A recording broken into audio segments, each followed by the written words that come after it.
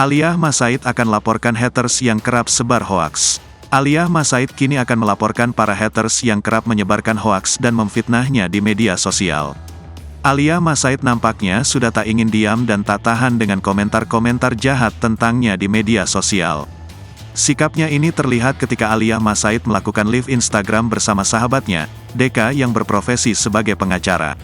Kekasih Tarik Halilintar ini bertanya apakah bisa melaporkan seseorang kepada sahabatnya tersebut. "Berarti Mas Deka lawyer kan? Berarti bisa dong kita ngesue orang," kata Aliyah Masaid. "Bisa dong, ngomongin siapa kamu Al?" tanya balik Deka. Ternyata, anak kedua Reza Artamevia ini ingin melaporkan akun-akun yang telah membuat hoaks dan menyebarkan fitnah tentangnya. Aliyah kali ini ingin melaporkan orang-orang yang telah mencemarkan nama baiknya. "Kita mau nuntut orang-orang yang suka membuat hoaks dan fitnah. Yang sesuai yang ada di undang-undang dong, yang sesuai dengan aturan, apa yang sudah dilanggar pencemaran nama baik," jelas Aliyah Masaid.